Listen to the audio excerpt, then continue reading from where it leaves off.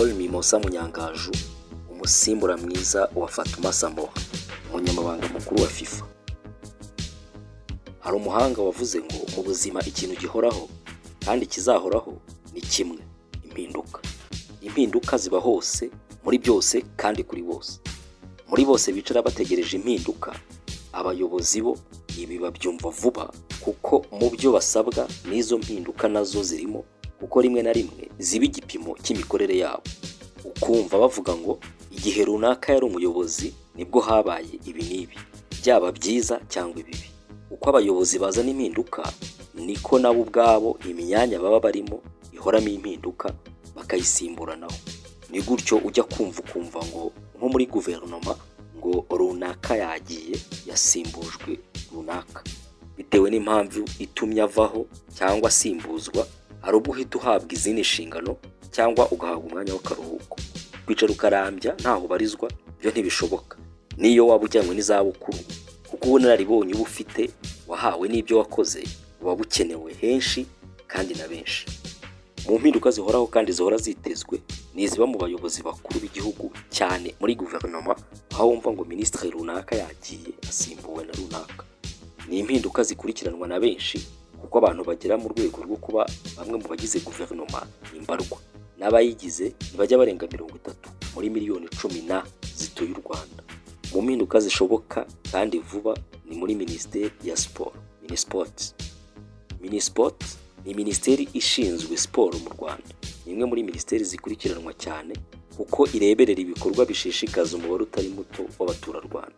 Siporo n'imikino bitandukanye birimo ruhago yahogoje benshi, basket imaze kurema igicumbi mu Rwanda, tudasize amagare amaze kuba ikirango cya siporo yo mu Rwanda, ntusige na cya gihe cyahariwe kugenda n'amaguru imodoka ziparitse, ndetse na marato y'amahoro asangizwa amahanga. Urebye ingeri z'imikino ireberera, birumvikana ko impinduka zo muri iyi minisiteri nta gushidikanya ko ziba zishishikaje benshi.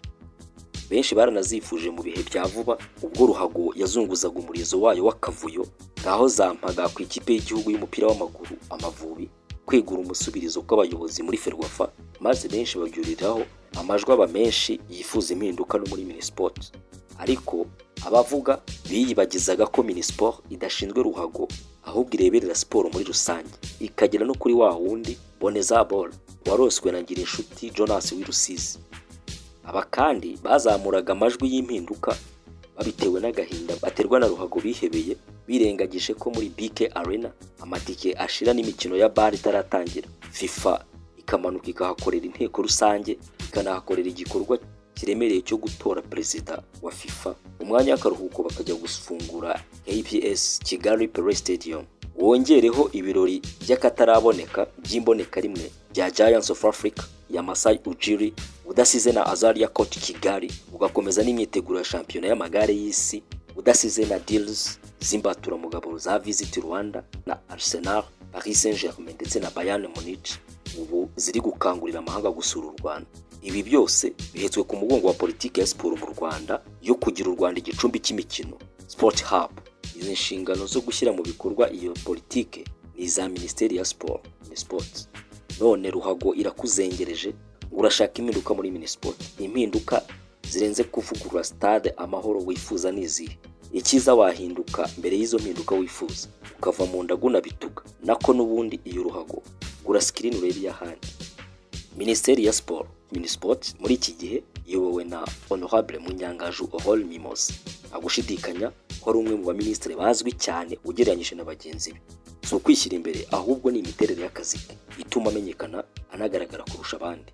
Benshi bifuje ko yagenda, ntibazi ko mu kazi Hon.Aurore Mimosa ari igisobanuro cy'umukozi mwiza, kandi ngo akaba yumva neza ururimi rwa business. Ushatse wamwita Queen of the Deals. Utazi ururimi rwa business byakugora kugendana n'icyerekezo siporo y'u Rwanda yerekezamo. Muri principles of management habamo ibyo twita 3 P's of successful management, arizo people, product and process. Uburyo rero bitwaye barangajwe imbere na head coach, byagaragaye ko rwose abakinnyi turabafite, aribo people turabafite mu Rwanda, kandi ikijyanye na product nyakubahwa Perezida wa Repubulika kuba bakina umupira nabyo byaragaragaye ko tubishoboye. Ariko process mu mitegurire n'imicungire haracyarimo imbogamizi, haracyarimo ibigomba kunozwa no gushyirwa ku murongo kugira ngo national team yacu itange umusaruro abanyarwanda bayitezeho. Munyangaju Aurore Mimosa uzwiho kuba yarabaye umukinnyi wa basket, afite impamyabumenyi ya masters muri business administration mu gashami ka project management, gucunga imishinga. Yakuye muri kaminuza ya Maastricht yo mu Buholande. Yahawe kuyobora Minisport avuye kuyobora ikigo cy'ubwishingizi Sonarwa Life.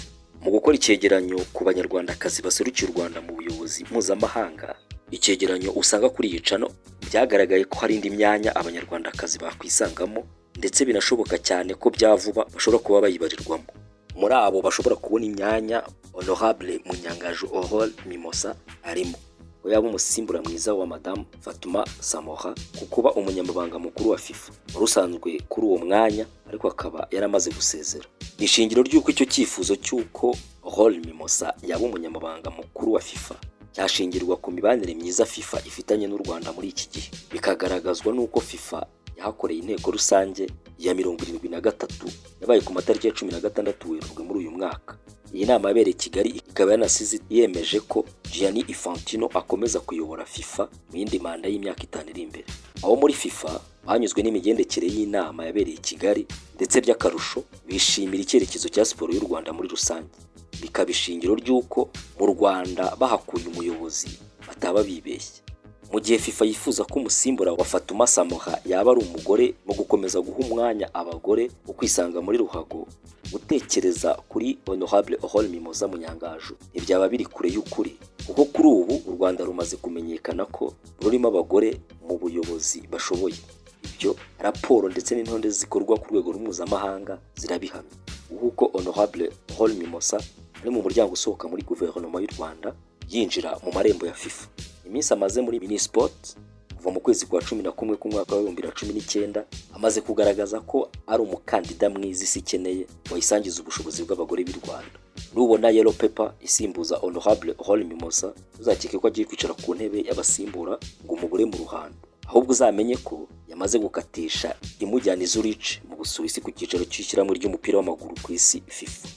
Iyi nkuru iramutse ibaye impamo, Aurore Mimosa akajya kurinda amabanga ya FIFA, yaba baye undi mugore mu banyarwandakazi uri mu nzego z'ubuyobozi mu ruhando mpuzamahanga, barimo Louise Mushikiwabo uyoboye OIF Organisation Internationale de la Francophonie, Dr Agnes Kalibata uyoboye AGRA Alliance for Green Revolution in Africa, Dr Shelahadine Mukeshimana wa IFAD International Fund for Agriculture Development, ikigega mpuzamahanga cyita ku iterambere ry'ubuhinzi, ndetse na Rwanyindo Kayirangwa Fanfan umuyobozi wungirije w'umuryango mpuzamahanga wita ku murimo ILO International Labour Organization.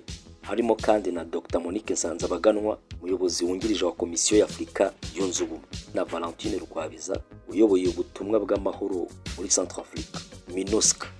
Yumvikana ko Mimosa aramutse agizwe umunyamabanga mukuru w'ishyirahamwe ry'umupira w'amaguru ku isi FIFA azasimburwa muri Minisport.